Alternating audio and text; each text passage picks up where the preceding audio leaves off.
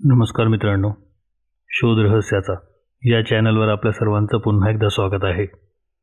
आजच्या आपल्या कथेचं नाव आहे सावखेड बोरगाव, एक चित्तथरारक अनुभव.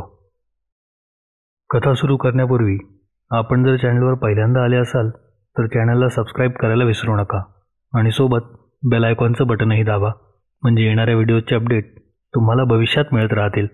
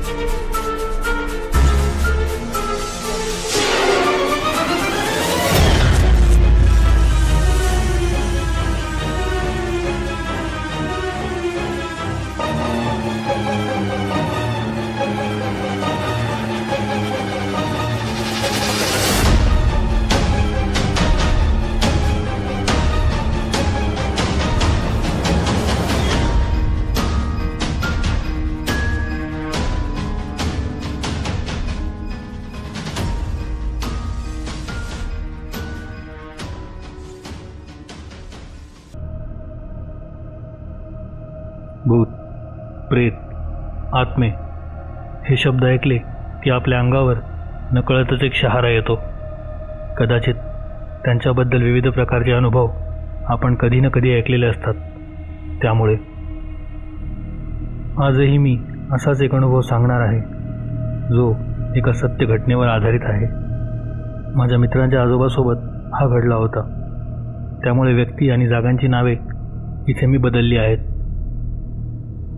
सदर घटना आहे 1960 सालची. आम्ही तेव्हा सावखेड गावात राहायचो. 1960चा काळ जरी सुवर्ण काळ होता तरी आजच्या मानाने तेव्हा साधने आणि सुविधा तेवढ्या नव्हत्या. लाईट, वाहने आणि इतर सोयीसुविधा तेव्हा नाहीच्या बरोबरच होत्या. त्यात आम्ही खेडेगावात राहायचो. तिथे परिस्थिती अजूनच बिकट होती.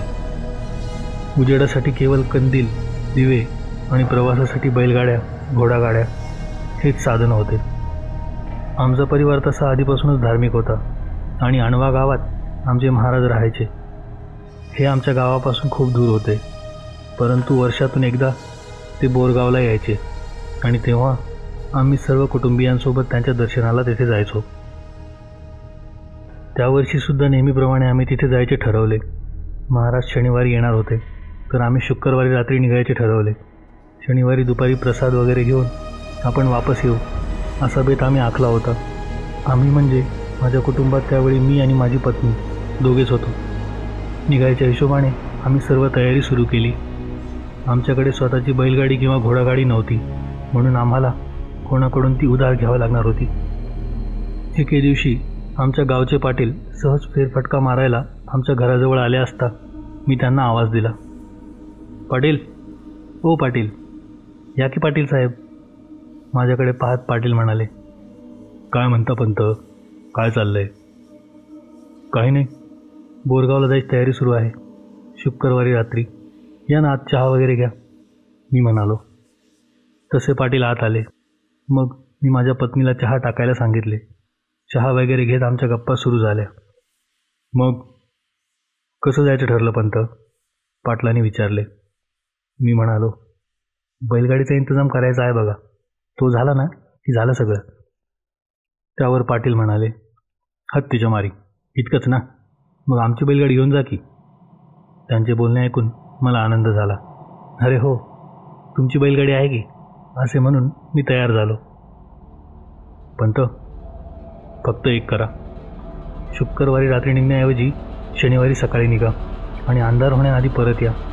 बैलांना सवय नाही ना रात्री कुठे थांबायची, तर ते राहणार नाहीत, उगीच तुम्हाला त्रास. त्यावर मी सुद्धा थोडा विचार करत, हो हो चालेल ना, असे म्हणून तयार झालो. दिवस लोटले आणि शनिवार आला. सकाळी सकाळीच आम्ही प्रवास सुरू केला आणि बोरगावच्या दिशेने जायला निघालो. प्रवास अगदी सुखरूप झाला. साधारण 12 वाजता आम्ही पोहोचलो. आणि महाराजांचे दर्शन घेऊन आणि प्रसाद घेऊन आम्ही निघत असतानाच महाराजांनी मला आवाज दिला आणि जवळ बोलावले. मी त्यांच्या जवळ जात म्हणालो, आज्ञा असावी महाराज. त्यावर महाराज माझ्या डोक्यावर हात ठेवत फक्त तथास्तु, देव तुझं भलं करो, इतकंच म्हणाले.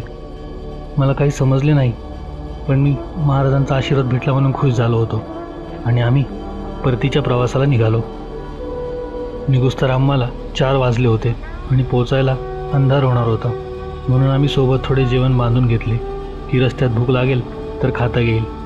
आणि अशा प्रकारे आम्ही सावखेडला निघालो. बोरगाव फाटा क्रॉस करून आम्ही पुढे जात होतो.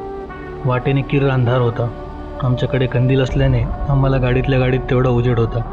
गाणी गुणगुणत मी मस्त बैलगाडी चालवत होतो आणि प्रवास बघता बघता संपत आला होता.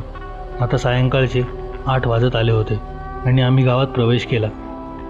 पण अचानक बैल आणि बैलगाडी यांना जोडणारी जी दोरी असते तिला जू असे म्हणतात, अचानक ती तुटली आणि बैलगाडी समोरच्या बाजूस झुकली. परंतु एक आश्चर्य, बैलगाडीची समोरची बाजू तुटलेली असताना सुद्धा समोरची बाजू खाली टेकली नाही, ती हवेतच होती आणि बैल समोरच्या दिशेने पळत जात होते.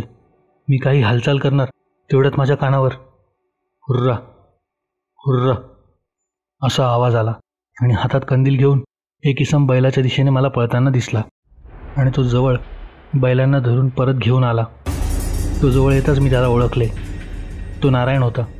नारायण आमच्या गावचा सांगकाम्या होता. गावात कसलेही काम असले तरी लोक नारायणला बोलवायचे. अगदी साधा आणि सरळ. शरीराने जरी तो भारदस्त होता, पण स्वभावाने अतिशय भंगड होता. त्याला पाहताच मी म्हणालो, धन्यवाद बाबा नारायण, अगदी देवासारखा धावून आलास.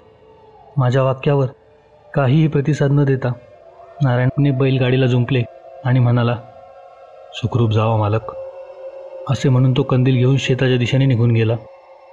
आम्ही आता घराच्या दिशेने निघालो. बायकोला घरी सोडत मी पाटलांच्या घरी बैलगाडी परत करायला निघालो आणि पाटलांच्या घराच्या बाहेर येऊन मी आवाज दिला, पाटील, ओ पाटील साहेब. तसे पाटील बाहेर आले आणि गमतीच्या स्वरात म्हणाले, आलात पंत, बरं झालं. मला वाटलं रात्रीचा मुक्काम करता की काय तिकडे.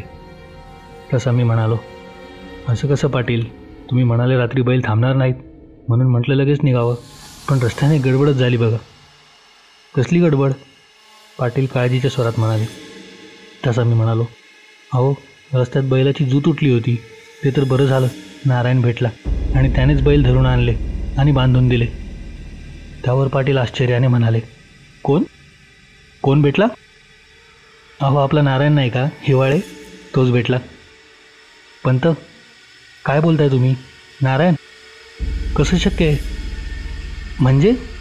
मी म्हणालो, अहो सायंकाळी 4लाच नारायण मेला, शेतात काम करत असताना. काय? मी धक्क्याने खालीच बसलो.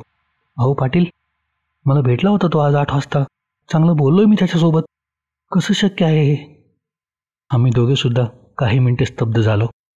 नारायण आमच्या गावच्या नेहमी मदतीला धावून आलेला नारायण. जगाचा निरोप घेतल्यानंतर सुद्धा जाता जाता तो माझी मदत करून गेला होता, हे आम्हाला कळून चुकले.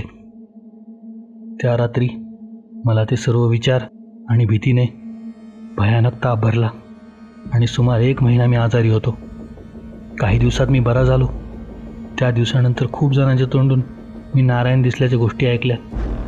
त्या सत्य घटना होत्या, भाकड कथा होत्या की आणखी काही माहीत नाही, पण मला नारायण एक चित्तथरारक अनुभव देऊन गेला होता.